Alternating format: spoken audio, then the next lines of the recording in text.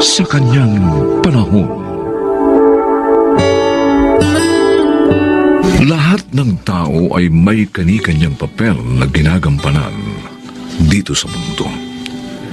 Ngunit may pagkakataong hindi ito agad maunawaan ng iba. Mga kaibigan, narito po ang naging karanasan ni Gidong sa ating dunang sa kanyang panahon.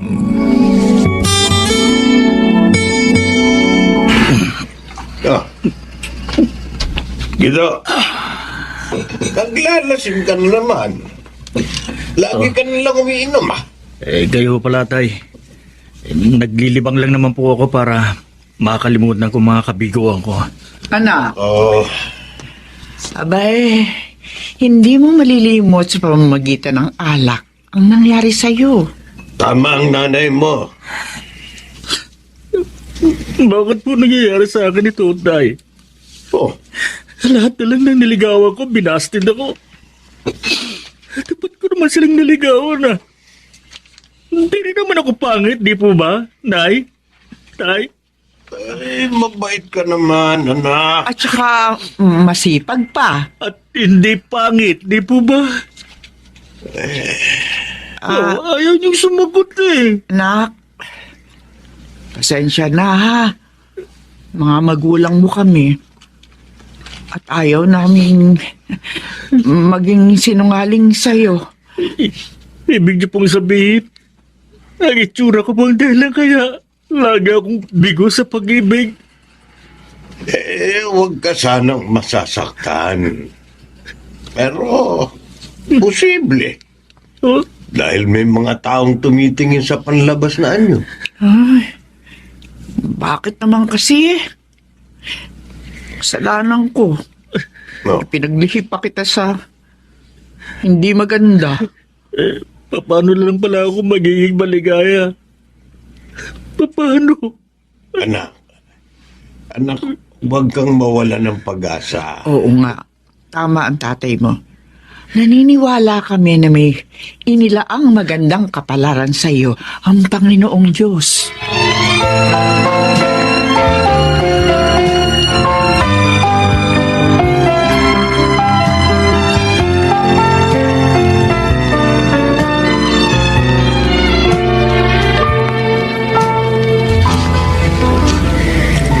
Bestre, tayo na magapunan. Nasa kusina na si Bunso. Si Gido naman, pinatawag ko na kay Rina para sa ganun sabay-sabay tayong kumain. Mabuti nga, Sedes. Awang-awa na ako sa ating panganay. Araw-araw na lang siyang nalulungkot at naglalasing. Pati trabaho niya, napabayaanan niya. Oo nga eh. Ay, naalala ko pa. Mamaya, magkasakit siya. May problema na nga tayo sa sitwasyon mo. May magkakasakit pa. Nay! Hindi po makakasabay kumain si Kuya Gido sa atin. O bakit? Naglalasing na naman? Hindi po. Ang taas po ng lagnat niya. At masakit pa rin ulo. Pinsan, kumusta na pakiramdam mo? Eto, medyo nangihina pa ako, Kuya Diego. Dahil sa 1 linggo ka rin nagkasakit. Naawa nga ako kay Nainay at sa mga kapatid ko. Palit-palitan sila na nag-aasikaso sa akin. Kaya dapat, ngayong magaling ka na, magpakatatag ka na. At kalimutan mo na ang nangyari. Napakasakit kasi pinsan eh. Pero mo naman, sa dami ng mga niligawan ko, lahat na nag-busted. Napakahirap pala maging pangit. Parang wala nang pwedeng magmahal. Pinsan, hindi totoo yan. Nagkataon lang na panlabas na anyo ang tinitignan ng mga niligawan mo. Mabuti pa, kalimutan mo na sila. Sisirain lang nila ang buhay mo. Pinsan, marami kang magagandang katangian. At naniniwala ko balang araw, may makapapansin din nun. Natagalan ako sa pakikipag-usap sa pinsan ko. Ay, kawawa naman si Gido. Kumusta na nga pala siya? Magaling na ba? Wala na siyang ubo at lagnat. nagpapalakas na lang. Kaya ang sabi ko, wag na siya maglalasing para hindi na magkasakit uli. Oo nga, baka ma-ospital na siya sa susunod niyan. Tama. Siya nga pala. Naiwan ko yung cellphone ko kanina. Napansin mo ba kung saan ko inilagay? Oo, ikaw talaga. Napaka makakalimutin mo na. Tumawag nga yung boss mo kanina kaya nakita ko yung cellphone mo. Oh, anong sabi ni boss? Tumawag ka raw pagdating mo. Importante daw na makausap ka niya.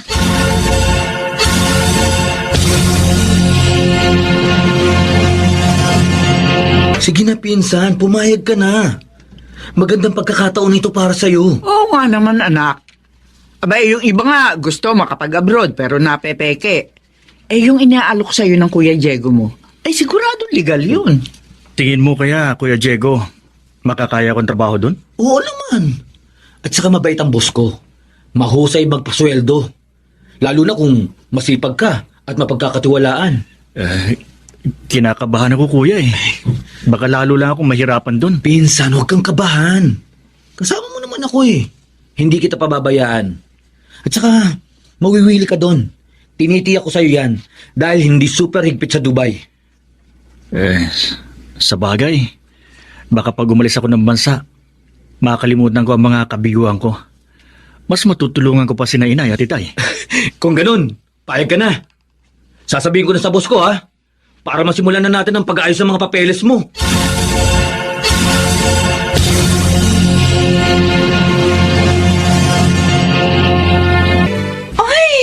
Sayang naman. Hindi ko inabutan ang tawag ni Kuya.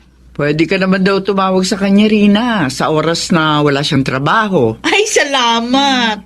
Makakakwentuhan ko siya. Ay, kumusta naman daw po siya doon? Abe, maayos naman ang lagay niya, anak. Natutuwa nga ako. Dahil mukhang masaya siya doon. At saka sabi pa niya, na ipadala niya na raw ang kanyang unang sweldo. Ay, mabuti po. Maipapa-opera na natin si Itay. Alam na po ba ni Kuya? Hindi pa nga eh. Dahil nung lumabas ang resulta ng pagsusuri sa tatay niyo, aalis lamang niya. Kaya ang plano ko, tatawag ako sa kuya mo para malaman niya.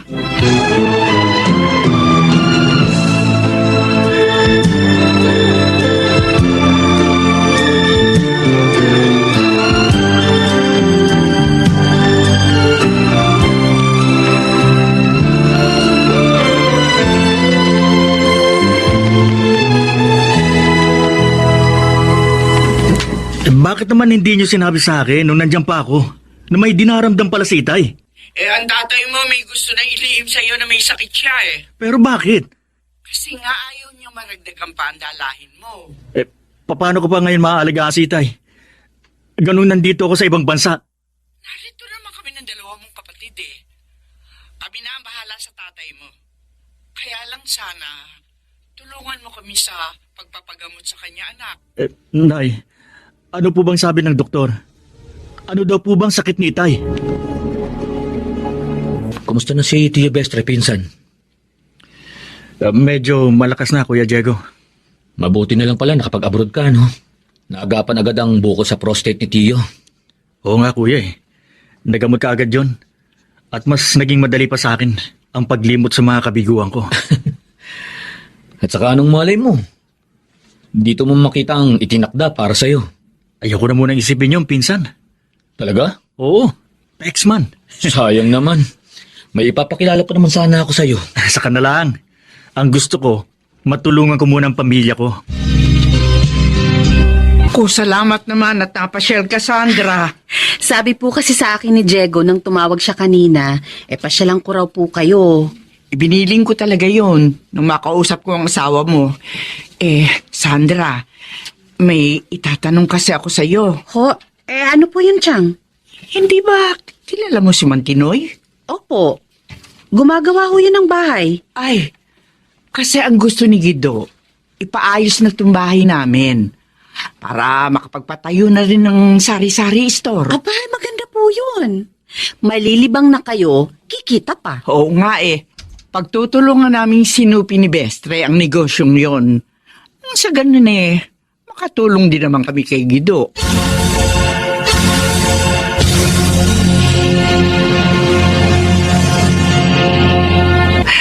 Anak, sa atin. Sa atin to, binili namin ng tatay mo. Talaga po? Oo. Ating yung tricycle? Oo. Oo, sabi Rina.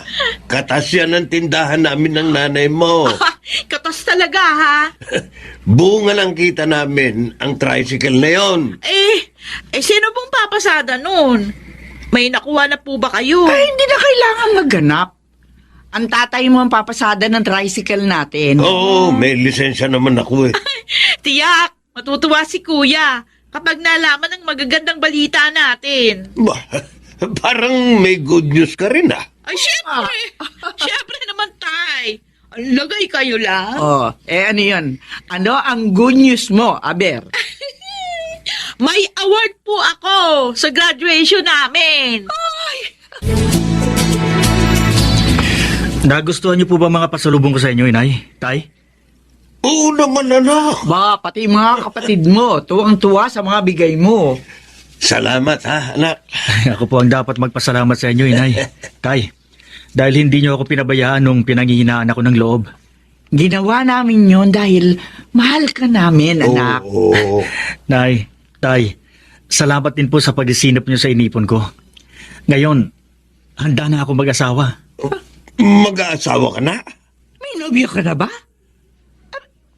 Wala ka naman kasing nababanggit sa amin, ah. Oo nga. Meron na po, Nay. 3 years na po kami. Oh? Hindi ko lang kinikwento sa inyo dahil gusto ko, surpresahin kayo. Sino? Sino ba siya? May picture ka ba niya? Para naman makita namin. Nakita niyo na siya. Ha? Siya po yung magandang babaeng kasabay kong dumating kanina sa airport. Yung Yung nakabla. babaeng yun? Ang nobya mo? Oo, yan. Nay, grabe naman kayong magulat. Sabay pa talaga kayo, ha? Kasi naman anak, ay napakaganda ng babaeng yun. Ay, oo nga. Artistahin. Anak, sigurado ka ba siya ang nobya mo? Oo naman, Tay. Di naman ako bulag, eh. At nagpapasalamat ako sa Diyos dahil pagkatapos ng mga kabiguan ko, ibinigay niya sa akin ang babaeng tunay na magmamahal sa akin.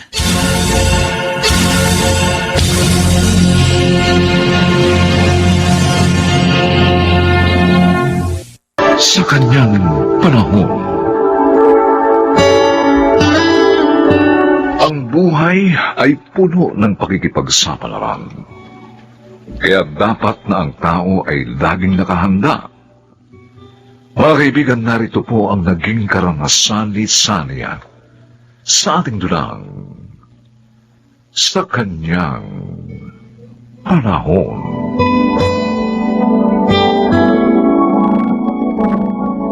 Ang dami mo namang huling isda, Nico, at malalaki. Oo nga, mahal. Sinuwerte na naman ako. Madaragdagan na naman ang ating ipon. Pag naibenta mo lahat to, Magtira ka rin ang para sa atin. At bigyan mo rin sina Tatay Dado at Kuya Joel. ang bait mo talaga. Hindi mo nakakalimutan ng pamilya ko kahit na nga hindi ka naman pansin ng tatay ko. Kung pansinin ka man, sinusungitan ka. Kasi kung hindi dahil sa tatay mo, wala akong magandang asawa. Kaya bakit ako magagalit sa kanya? Ikaw talaga, puro kabiro. Ba? Hindi ako nagbibiro. Talagang maganda ka. Oh? Napakaganda. At mapalad ako dahil ako ang pinili mo sa dami ng manliligaw mo.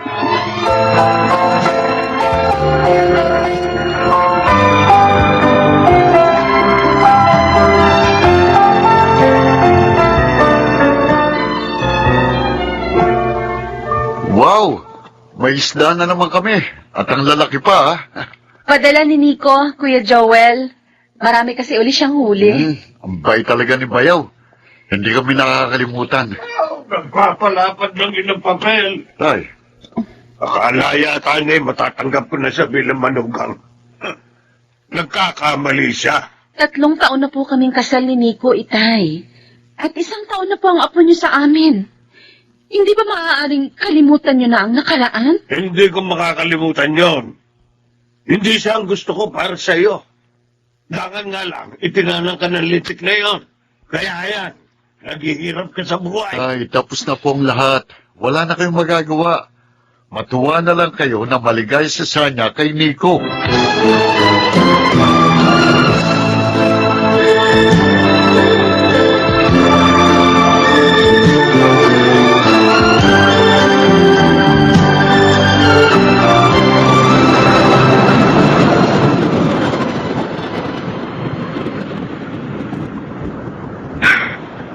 Malayo na palang narating ko. Ang nalibang kasi ko sa pangingista. Di bale, marami naman akong uli. At ang lalaki uli. Tsaka matutuwa na naman si Sanya dito.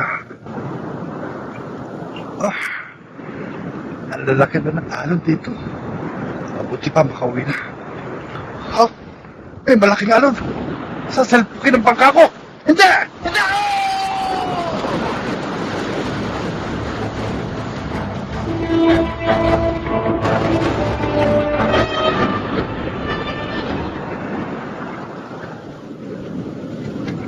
Sino ang lalaking yan, anak? Nakita po siya ng mga tauhan natin dito sa Dalampasigan. Sugatan siya, Mama. Ay, oo nga, at walang malay. Tumawag kayo ng doktor. Kailangan mailigtas natin ang lalaking ito.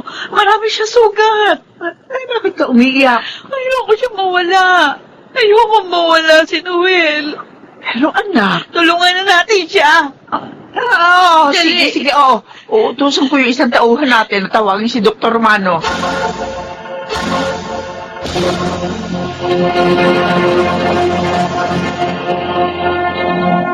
Kayo pala, Itay. Kuya Joel. Nagluto ng ate Agnes mo ng sinigang na hipon. Nagdala ko para sa inyo ng pamangkin ko. Salamat, Kuya.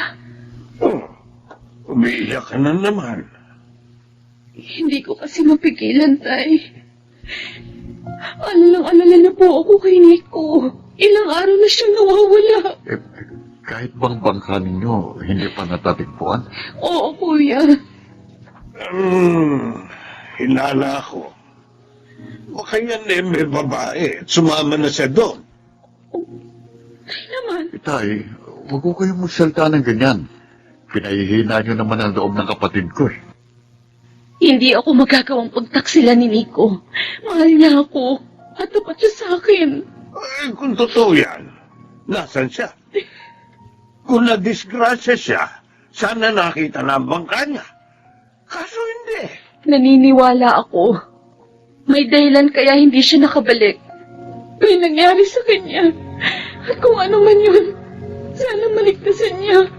Para makabalik siya sa amin. Ewan ko sa'yo. Kaya lang ang katotohanan. Ayaw mo pang tanggapin.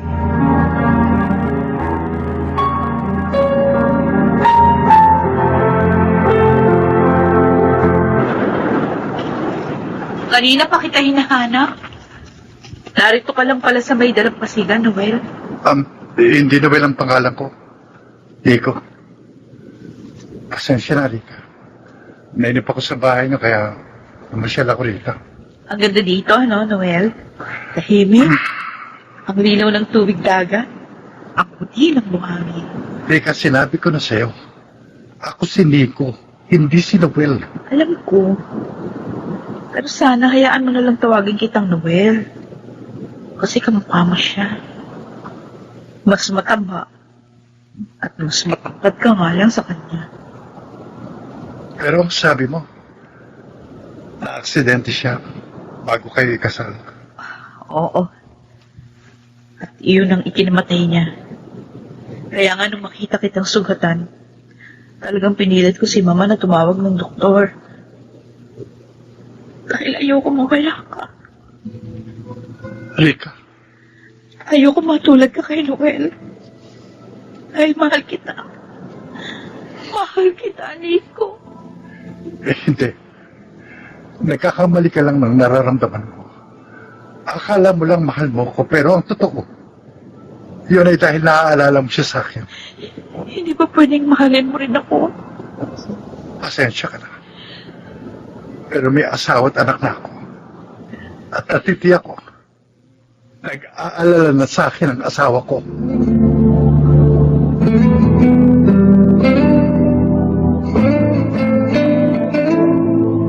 Hanggang ngayon ba nagmumukmuk ka pa rin?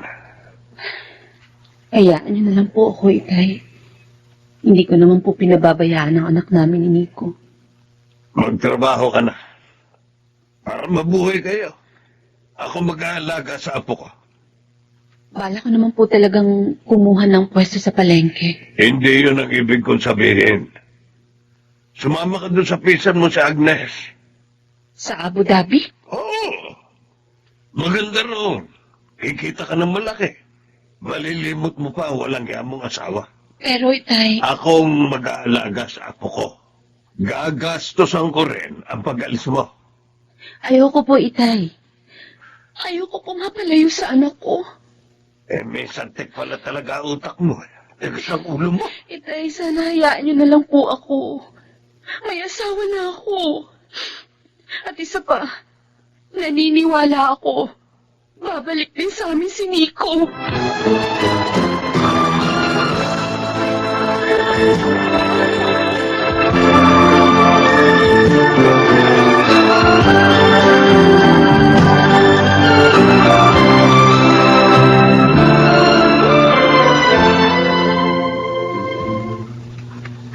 Anong sasabihin mo sa akin, Nico?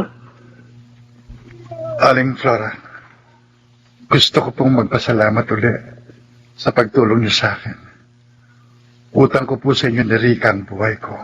Natulungan mo rin ako na malaki, Nico. Mula nang dumating ka rito sa resort namin, nagbalik ang sigla ng aking anak. Hindi na siya nagtatangkang magpakamatay. Kaya ang gusto ko sana, lumito ka na lang. Ho, Mabubuhay ka na maginawa rito. Lalo na kung pakakasalan mo ang aking anak. Kaisa-isa ko siyang tagapagmana rin. pero Aling Flora, may pamilya na ako. Alam po niya yun. At mali na buhayin niya sa akin ang isang matagal ng patay. Tama si Nico, Mama. Rika, Hinihintay na siya ng kanyang asawa at anak. Kaya, hayaan na natin siya makaalis. sigurado ka ba sa gusto mong mangyari? Opo. Maliwanag na ang isip ko, Mama. Tanggap ko ng hindi na magbabalik pa sa akin si Noel.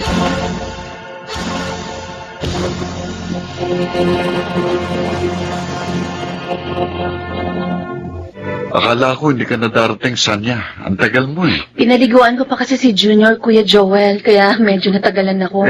Ano yung dala mong bag? Narito lahat ng mga kakailanganin ni Junior habang nasa palengke ako. O sige, kami nang bahala dito ng asawa ko at maging sa pamangkin ko. O sige na, magtrabaho ka na.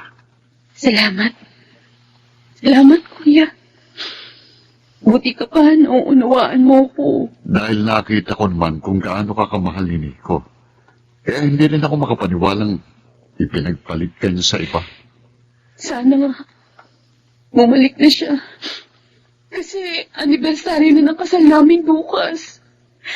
Sana, ibalik na siya sa akin ng Diyos.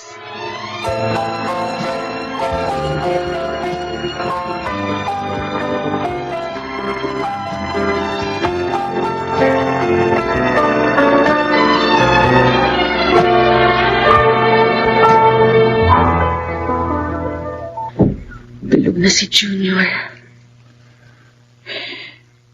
Malapit na rin matapos ang araw na to. Ang wedding anniversary namin ni Nico. Diyos ko. Nasaan po kayang asawa ko? Sana wala pong nangyaring masama sa kanya. At sana naaalala pa rin niya kami. Diyos ko. Sanya, Nico? Nico? Nico, ikaw nga. Salamat. Salamat at nagbalik ka na. Nico. patawarin mo ako sa pagkawala ko. Ano bang nangyari sa'yo? Saan ka galing? Sinalpok ng malaking alon ng bangka ko. At napadpad ako sa isang isla na pag-aari ng isang mayamang byuda. Sila ng kanyang anak ang tumulong sa akin. Babae bang Anak ng byuda? Oo. Pero huwag kang mag-alala. Wala akong naging ugnayan sa kanya. Alam mo, binigyan pa nga nila ako ng pera eh. Para daw magamit natin sa pagnenegosyo. Ano? Bakit? Ikukwento ko sa iyo lahat mamaya. Pero ngayon, ang gusto kong gawin natin, ipagpasalamat sa Diyos ang muli nating pagkikita.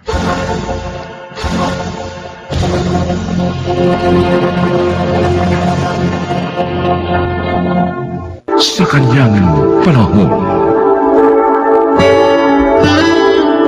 maraming tao ang isinasalalay ang kaligayahan sa kanilang minamahal.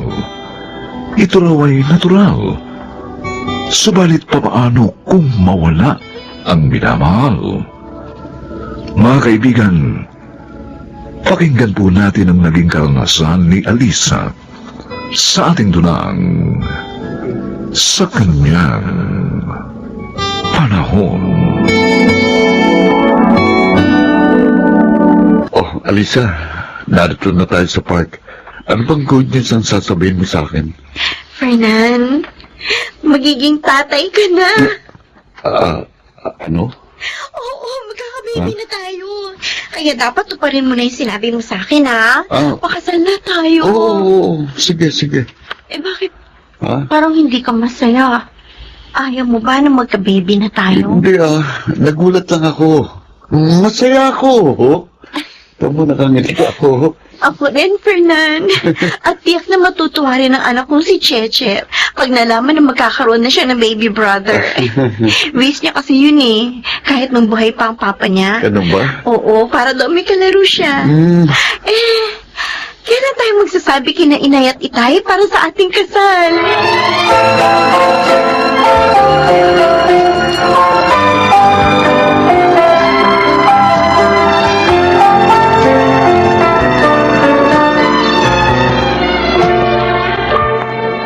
Alisa! Uy, sabi ko kakain na tayo. Opo. Sige po, Nay. Mauna na po kayo. Gusto pa po ako eh. Abi, bakit? Kumain ka ba sa pabrika bago ka umuwi? Opo. Wala, sige. Kakain na kami. Sumunod ka na lang pag nagutom ka, ha? Opo. Bakit ganun? Bakit hindi na ako dinadalaw? O tinatext o tinatawagan man lang ni Fernan? Hindi ko na rin makuha ka sa cellphone niya. Ano bang nangyari doon? Mabuti pa. Puntahan ko siya sa tinutuluyan niya bukas. Kailangan magkausap kami. Ayoko mahalata itong tiyan ko at hindi pa kami kasal. Mapapahiya kaming lahat.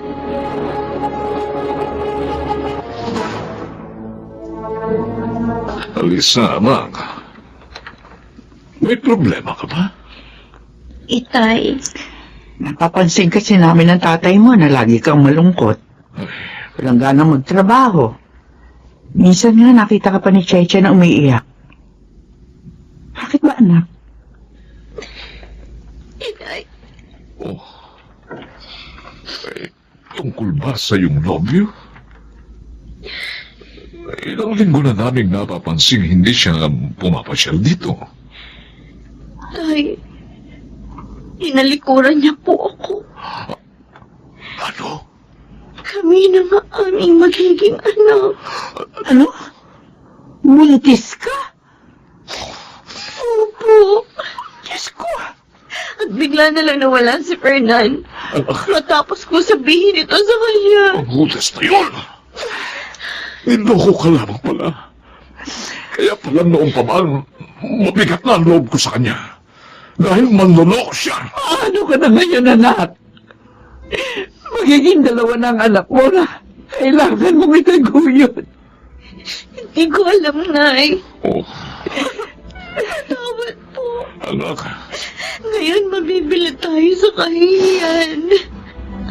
Hala ko kasi si Fernan nagsasagip sa akin Oh, sa dinaranas kong kalungkutan dahil sa pagpanaw ng aking asawa. Hindi pala. Lalo lang yung dinagdagan ang sugat ng puso ko. Huwag ka lang umiyak, anak, ha? Sasamahan ka namin sa pagharap sa problema mong yan. Maging matatag ka lamang sana.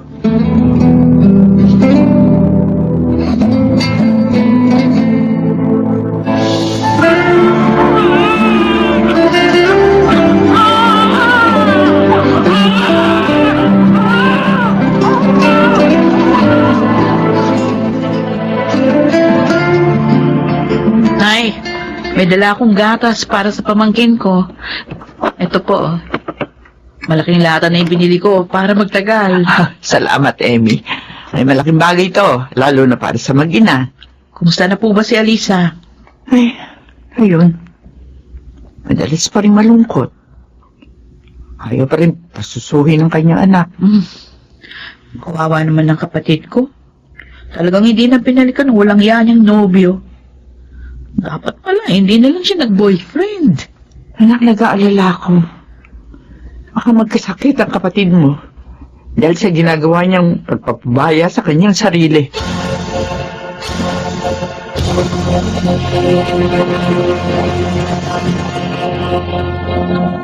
Sigurado ka ba sa gusto mo mangyari, Alisa?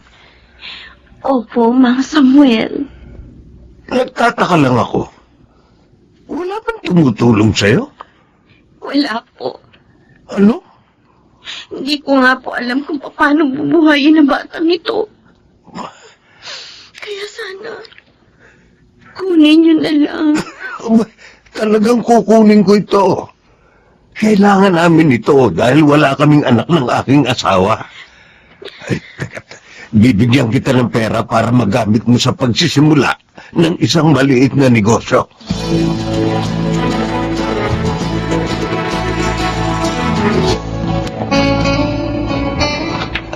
Lala Rosling!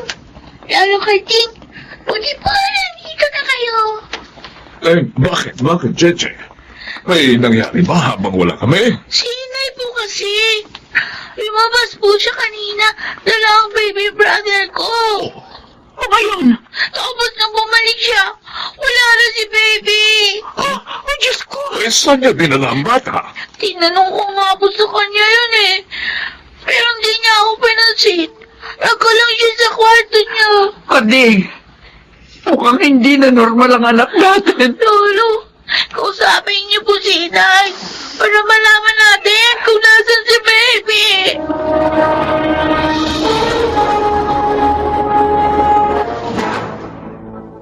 Nay, Nay, Anak, saan mo dinala ang aming apo? Sabihin mo sa amin. natatakot po ako, Nay. Oh, Nag-aalala. Paano ko siya itatago yun? anak, Parang hindi ko na alam ang gagawin ko. Saan mo nga siya dinala, anak? Kina Mang Samuel po. oh, Yun ang kilala kong may kaya. Diyos ko. Pinagbili mo ang anak mo? Hindi ko po gustong gawin yun, Inay. Hindi ko gusto. Anak, Mahal ko, anak ko.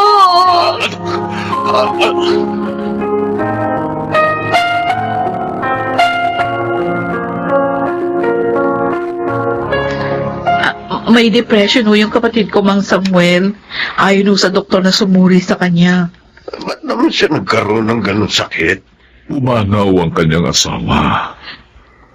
Labis niyang binamdam yun. Hanggang sa nagkaroon siya ng lobyo. Sumaya naman siya kahit sandali. Subalit, tinalikuran siya ng walang yang lalaking yun. Nang malaman na buntis siya. Kaya nga mula nung nagbago na yung pagkilos niya at pag-uugali. Kawawa naman pala siya. Hindi niya gusto ang ginawa niya pagbibenta sa inyo ng pamangking ko. Alam di ba mula nang gawin niya yon? Hindi na siya napanatag. Lagi iyak ng iyak. Totoo yun. Samuel, pasensya na, ha? Pero, sana, ibalik na lang ninyong bata. Dala ko ang perang ibinigay mo kay Alisa. Ibinigay naman niya sa akin. Oy, sige. Sige. Ha? Ibabalik namin ang bata, pero hindi ko na kukunin ang pera. Ha? Bigay mo sa kanya yan. Gamitin na lang niya yun sa kanyang pagsisimula. Ayoko. Maraming salamat po, Mang Samuel. Samuel? Pero sana, hayaan niyo kaming madalaw pa rin ng bata.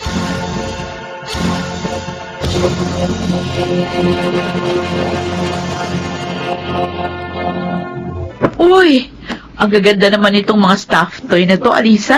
At ang dami, di ba? Oo nga, inay. Ano ba gagawin mo sa mga ito? Ibebenta ko online. Sideline ko habang nagtatrabaho sa pabrika. Ay, okay yan ha. Dagdag kita yan. Diyan ko ginamit yung perang itinulong sa akin ni Mang Samuel. Mabuti naman, anak. Dalawa na po ang anak ko ngayon. Kaya dapat, doble sipag na po ako, inay, ate. Naku, salamat naman. Ganyan ka na ngayon. Sinusunod ko yung mga sinabi ng tumingin sa akin na psychologist. Bakit? Anong sinabi? Sabi niya, do a lot of prayers. Makinig. O kaya manood ng mga comedy films and programs. At maging ng mga program na nagbibigay ng good vibes at positive thinking. Tama! Lahat yun. Pero ang pinakamahalaga sa mga yan, yung do a lot of prayers. Dahil ang Diyos lang ang makatutulong sa atin. Tama. At makapagbibigay ng tunay na kaligayahan. Tama po, inay. Ang mga taong mahal natin ay kasangkapan lamang niya. Kaya hindi natin dapat iasa sa kanila ang ating kaligayahan. At nauunawaan ko na po ito ngayon. Mabuti na lang. Maunawain si Mang Samuel. Ibinalik sa akin ang aking anak. Dahil kung hindi, habang buhay kong pagsisisihan ng aking pagkakamali. Oh, eto na si Alisa. Oy, luto na spaghetti. Oh, kalaki naman itong dala mong cake, anak. May kasama rin po itong dalawang kandila. Dahil 2 years old na po ngayon ang baby ko. At karami din lobo, ha? Babongga talaga ang birthday ng bunso nating apo, ha, Suling? Oo nga, Karding. Oh, baka naman wala ka ng pera dyan, anak. Oo nga. Meron po, inay. Lagi po ako nagtatabi Ay, para sa buti. future ng mga anak ko. Tama. Mainam yan. Dapat talagang paghandaan mo ang kinabukasan niya. Salamat po, itay. Inay, isa kayo sa mga dahilan kaya napagtagumpayan ko ang mahirap kong pinagdaanan.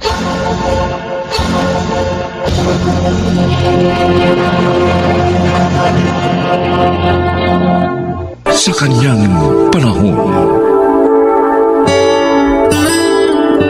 paano nga ba magiging malakas para sa kahinaan ng isang minamahal? Mga kaibigan, narito po ang naging karanasan ni Cindy sa ating dulang sa kanyang panahon.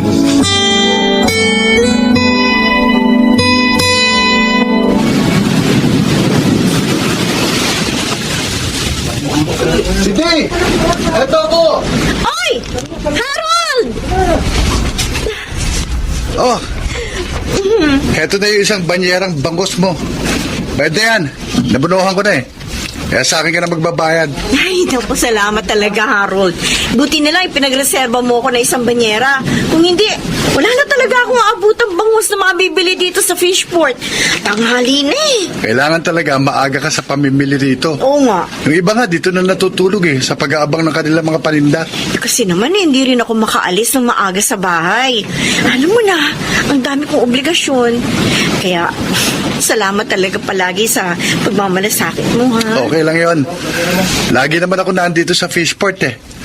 Kaya lagi kitang may pagre-reserba ng mga paninda. Nasa na yung inarkila mong tricycle? Para maisakay ko na itong mga bangus mo. Ay, dun, sa may gilid na Fishport pumarada. Tara!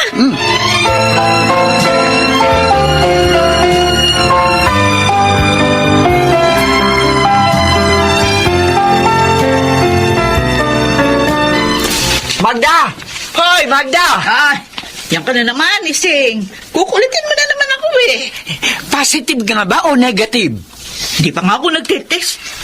Wala pa akong pambili ng test kit. Basta pag positive, sabihin mo agad sa akin, ha? Para makahanap din agad ako ng buyer. Oo na. Sige na. Umalis ka na. Nakakalibadbaran ako sa pagmumukha mo eh. Basta maghintay ka lang, kukontakin kita. Naintindihan mo?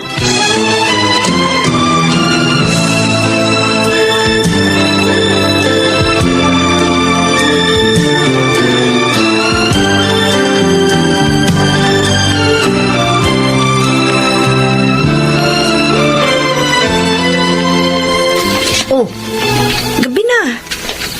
Bakit nakamukmuk ka pa dito sa hagdan, Obet? At saka, bakit may pasa ka sa mukha? Nakipag-away ka ba? Kinantsawan kasi ako sa labas eh.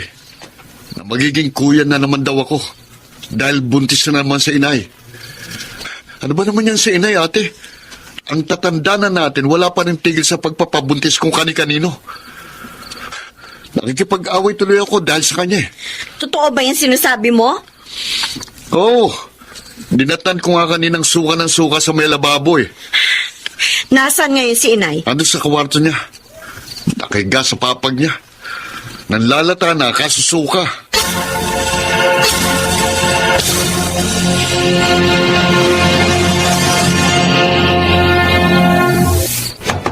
Nay! Nay! Buksan niyo nga yung pinto! Mag-usap tayo, Nay! Ano ba yun, Cindy? Kung makakato ka naman, halos gibain mo na tong pinto ng silid ko. Inay, umamin ka. Buntis ka na naman? Oo. Bakit? May problema? Nay naman! Hindi ka na ba talaga titigil sa pagpapabuntis kung kani-kanino? Yung dalawang ipinanganak mo nito nakaraang magkasunod na taon, ni hindi namin alam ni Obet kung saan mo dinala.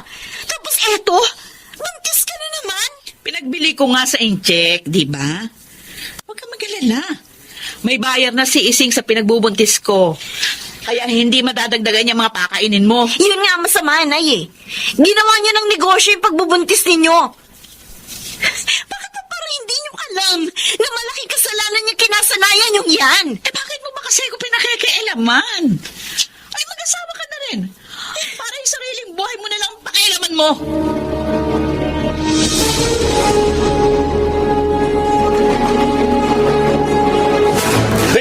Ano, ha? Nitiwan mo ko. Nitiwan mo. Ano yung pagkakasakal mo sana dahil kung hindi tatadyak ang kita. Bibitiwan ko lang kayo. Kapag nangako kayo sa akin, hindi nyo napapatulan ng kahinaan ninyo. Yung nanay mong nangakit sa akin, siya nagbigay ng motibo. Ano Uling gagawin ko? babala na ito, Mang Bianong. Kapag nalaman kong pinakailaman nyo pa rin si inay, babasagin ko ng pagmumukha nyo. Ikadena mo kasi nanay mo. O kaya pagsuotin mo ng chastity belt. Ano? Para hindi na mabuntis na kung sino-sino. Masyadong masamang bunganga mo! Ha?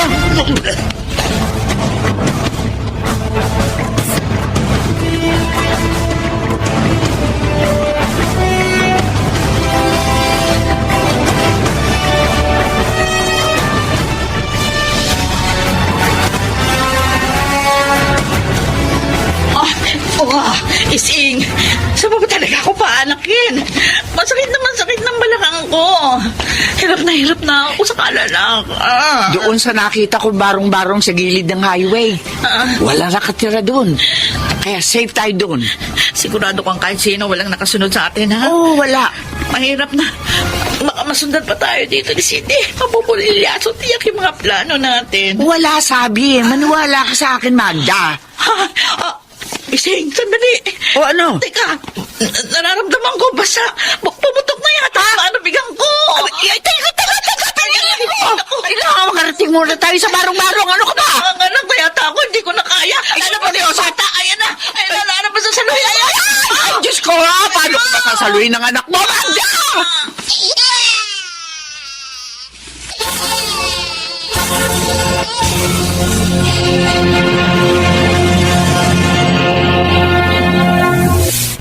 Ginagawa niyong biro ni Aling Ising ang buhay.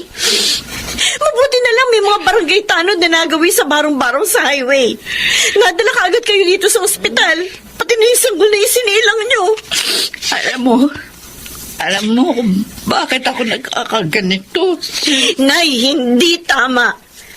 Hindi tama na kapag iniwan kayo ng lalaki nakabuntis sa inyo, ipalalaglag nyo o ipagbibili nyo na lang ang sanggol na dinadala nyo. Para sa kaalaman nyo, Nay, diniretso ko na rin yung buyer ng sanggol na kausap nyo ni Aling Ising. Wala naman akong inasam. Kundi ang makatagpo ng lalaki. Magmamahal sa akin ng totoo. Eh, ang problema nga, inaanakan lang kayo ng mga natatagpuan ninyo. Pagkatapos, basta na lang itatalikuran. Kaya sana, itigil nyo na yung obsesyon ninyo sa kahanap sa lalaking akala ninyo ay hahango sa inyo sa kahirapan. Pero hindi pala.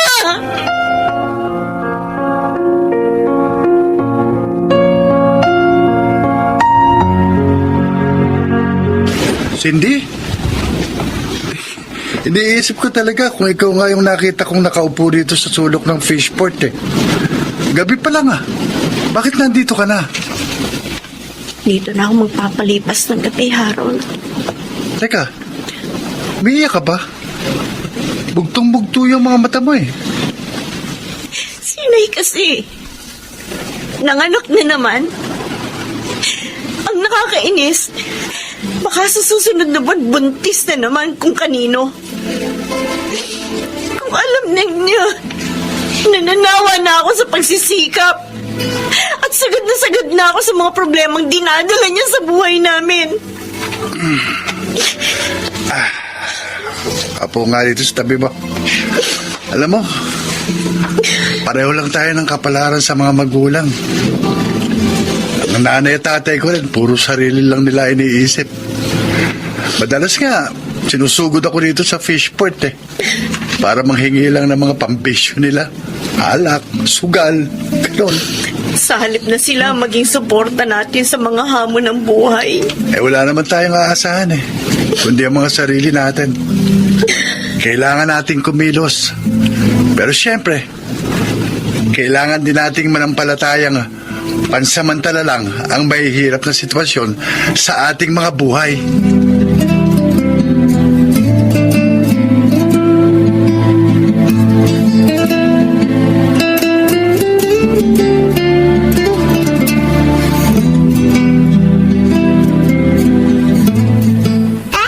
Obet? Obet, nasa si inay? Bakit basta nalang iniwan ng bata sa duyan? Hindi ko alam kung saan nagpunta ate. Nakukonsensya nga lang ako eh. Kaya hindi ko rin maiwan ang bata sa duyan. Binatean ko na rin. Kahit na inis ako kay inay. Eh, ang problema nga, dahil alam niyang nandyan ka, tiyak na kung saan na naman siya nagpunta. Pagkatapos, ilang buwan pa matutuklasan natin, buntis na naman siya. Kapag nangyari yun, talagang lalayas na ako sa bahay na ito, ate. Hindi ko na kayang tiisin ang sobrang kahiya na dinadal sa atin ni inay. Cindy! Napali. Nay! Cindy! Ang akala ko... Naglagalag na naman ako. Abay, hindi. Inilako ko yung mga tinda mong daing na bangus na nakita ko doon sa freezer. Niripak ko sa plastic ng tigta 3 piraso. Para ka ako madaling maibenta ng 300. Sana nga, tuloy-tuloy na po ang ganitong magandang senaryo sa bahay na ito, Nay. Dahil namulat akong, tama ka anak, na kung gugustuhin ko lang mamuhay ng maayos, kayang-kaya ko. Kaya-kaya ko naman talagang gawin yun. Tsaka, bakit pa ako maghahanap ng pagmamahal sa labas ng tahanan ito? Samantalang, nandito naman kayong magkapatid. Nadarama ko ang pagmamahal sa inyo. Pero yun nga lang, sa tagal ng panahon nagbulag-bulagan ako. Inay! Kahit tagal kong inasam ang pagkakataong ganito, walang laman ang mga dasal ko, kundi ang muli ninyong tingnan ng buhay sa tamang direksyon nito. Yung mga pagtitiis nyo sa mga kakulangan ko. Yun ang nagmulat sa akin para pahalagahan ang inyong mga pagsisikap. Lalo ka na, Cindy. Yung mga pagsasakripisyo mo. Ngayon ko nakita ang mga kahalagahan. Anak, maraming salamat. Maraming salamat.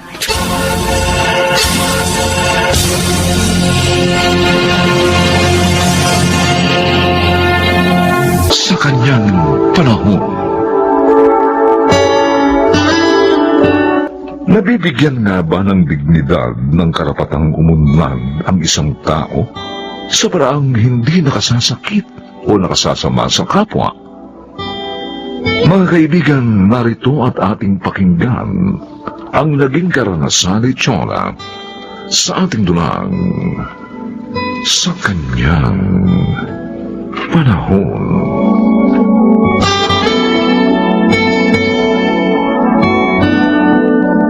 Oh, Jonah. Bukas, birthday ni Ateng. Pumunta ka ron, ha? Tumulong ka sa pagluluto ng mga ihahanda niya. Baka nga sa mga oras na ito, hindi na yung maganda tuto sa pag-asikaso. Tatapusin ko muna yung wedding souvenir items in order sa akin. Deadline yun eh. Pagkatapos, tsaka ako sisilip dun. Isilip ka lang? Oo. Hindi ka tutulong? Oh. Bakit ba taon-taon na lang? Kailangan pa natin pagtalunan ang pagpapapunta ko sa iyo sa birthday ni Ateng! Ikaw lang naman ang nagpapalaki ng issue eh. Pupunta naman ako doon mamaya pagkatapos ng mga gagawin ko dito. Di kung anong aabutan ko doon, di yun ang asikasuhin ko. Yun ang gagawin ko. Isang buong baboy ang ihahanda ni Ateng! Kaya dapat ngayon pa lang naroon ka na sa bahay niya. Maghiwa ka rin ng karne. Magbalat ka ng sibuyas. Magdikdik ka ng bawang. Basta lahat gawin mo!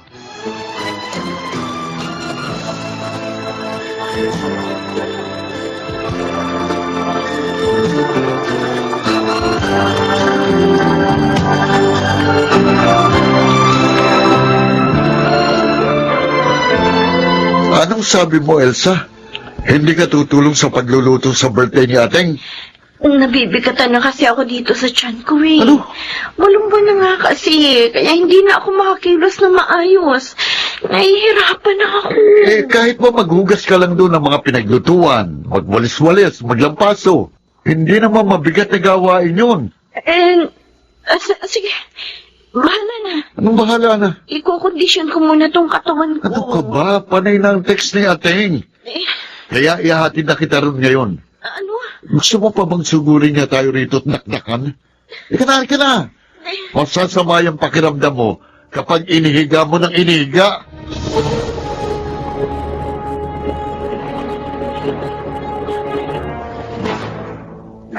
Alingin lang! Alingin lang! Boses ni Dory yung naririnig ko ah. Maaga ba siya makikitsain? Alingin lang! Hindi wala pa nga ako na iluluto sa mga handa ko. Bakit Anong oras na? Hindi pa rin pumupunta rito si Nachan at Elsa. Kinagalit na naman ba ako ng mga babaeng to? Napagbuksan naman ng pinto tong si Doro. Sa ganun siya muna patulungin ko hanggat wala pa yung mga hipag kong palakontra at mga arte. Alingin lang! May dala ho ako mga item. Pero iiwan ko muna rito sa inyo dahil nahabol ako ng pulis. Ay, hoy! Patay! Sandali! Birthday ko ngayon, hindi ko maasikaso ang mga ito. Basta kayo na ho ang bahala sa mga yan. Saka na tayo magbayaran. Tatawagan ko na lang ho kayo. Kailangan ko na umalis para mailigaw ko yung pulis na umahabol sa akin.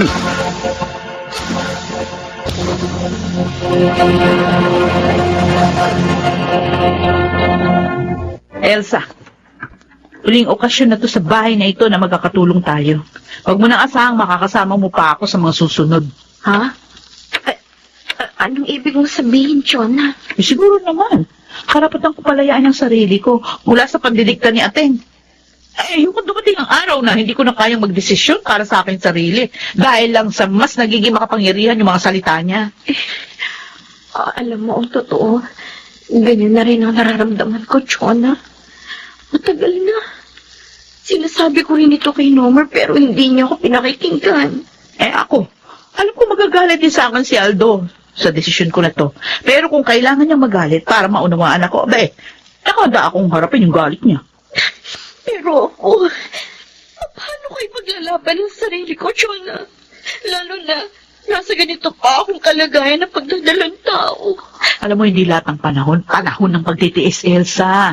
Hindi rin kinakailangan ng mahabang panahon para sa pagpapasya dahil dapat ginagawa ito sa lahat ng pagkakataon.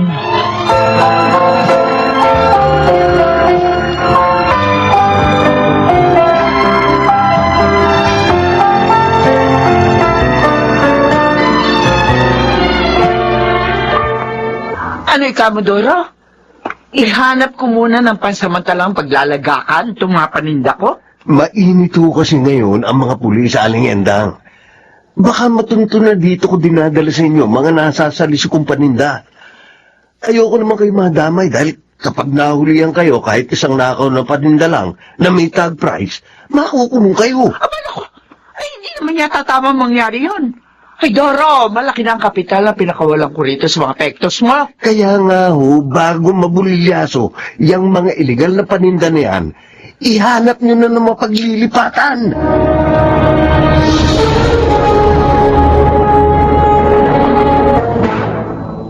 Ay, hindi, Aldo!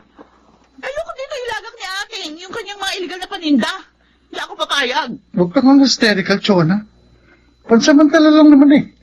Hanggat may nag-iikot ang mga pulis sa lugar nila. O paano kung sa pagitan ng pansamantalang sinasabi mo, matiktikan dito ng mga pulis yung mga paninda niya? Masyado ka kasing negatibo eh. Ang liit-liit na bagay. Masyado mong pinalalaki. Oy, hindi maliit na bagay yung pagtatago ng mga nakaw, ha? At saka hanggang kailan ba tayo nadami ng kapatid mo sa mga maling disposisyon niya sa buhay? Ang dami mo pang satsat. Wala ka ring magagawa dahil pumayag na akong dalhin dito ang mga epektos. Tapos! Ay, magkakasubukan tayo! Dahil kapag pinagpilitan mo yan, ako mismo magsusumbong sa mga pulis!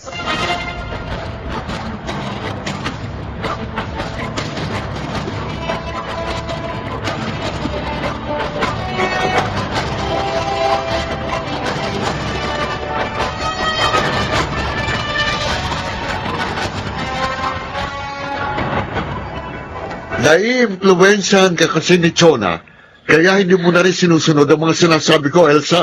Nomer, hindi ka ba naaawa sa kalagayan ko? Kabanan ko na! Kung magkaroon ng raid dito dahil sa mga paninda ni Ateng at kasama ko madampot ng mga pulis, paano na? Puro ka rin! Diyan ka na nga, visit ka!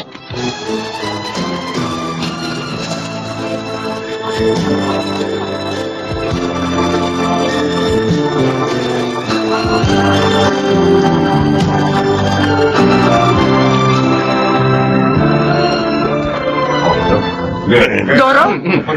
Bakit? Ano ibig sabihin nito? Bakit may kasama ka mga pulis? Patawarin niyo ako, Aling Enda. Bakit?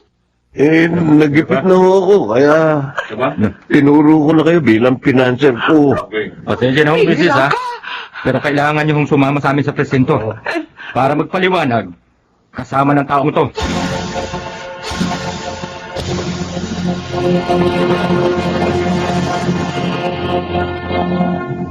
Sinunod naman kita sa maraming pagkakataon na hiningi mo sa akin. Di ba, Aldo? Nung ipatubos mo sa akin ang lupa't bahay na ito na isinanla ni Ateng, lahat ng pera ko, nilabas ko, lahat ng ipon. Nising ko nga, wala naman akong napakinabangan sa perang pinagsanlaan nito. Malaki nga kasi ang utang na loob ko kay Ateng. Kung hindi dahil sa kanya, hindi ako makapag-aaral kahit vocational lang. Oo. Makapagtatrabaho ba ako sa radiator shop kung hindi dahil doon? Alam mo ba, kahit kalabag sa loob ko dahil mawawalay sila sa akin, pinili ko pa rin sa dormitoryong malapit doon sa eskwelahan nila tumira ang dalawa nating anak. Ayoko madamay kasi sila sa mga sumbat at paniningil ng utang na loob ni Ateng sa iyo, Aldo. Ayokong pati sila mamulat sa mga maling pangangatwiran na maririnig mula sa inyong magkakapatid. Palpak na pamumuhay, palpak na disposisyon.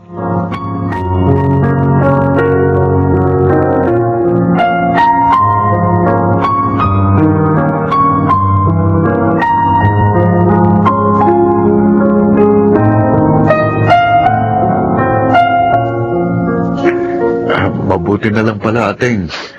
At maliit na halaga na lang yung kabuuang mga nakuwang paninda sa'yo ng mga pulis. na lang ang kinumpis ka nila, saka pinakawalan ka na.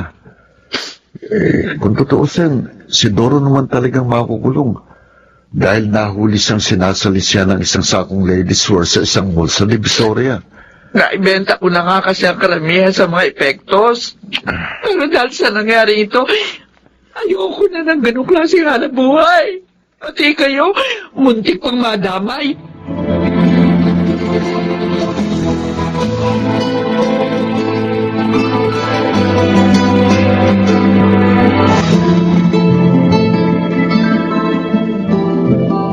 Chona, Elsa, pwede ba kayo maabalang dalawa? Ay, oo naman, ate. Alam ko, malaki ang pagdaramdam niya sa akin. O baka nga nasusuklang kayo sa akin. Masyado nga kasing pinanghimasukan ang mga buhay niyo. Para lang sa mga pansarili kong kapakinabangan. Maunawaan ko kung ayaw niyo na akong kausapin. Lalo ka na, Chona. Masyado ko natapakan ang iyong mga prinsipyo. Natuturuan naman magpatawad ang puso, ating lumaya mula sa mga hinanakit at sama ng loob. Kahit na halos nasaktan ko ang mga damdamin niyo. Dapat naman talagang nakatakda ang ating mga isip para magpatawad. Salamat. Maraming salamat sa inyong mga pangunawa. Ngayon, muli ako makapagsisimula na magaan ang kalooban. Hindi lang ikaw ang makapagsisimula ng magaan ng kalooban, Ateng. Kami man ni Nomer. Marami rin kami mga pagkakamaling gustong ituwid. Tama si Aldo, Ateng. Kinikilala namin ang aming mga pagkukulang at handang punan ang mga yon sa darating na mga araw. At wala kaming sasayanging mga oras.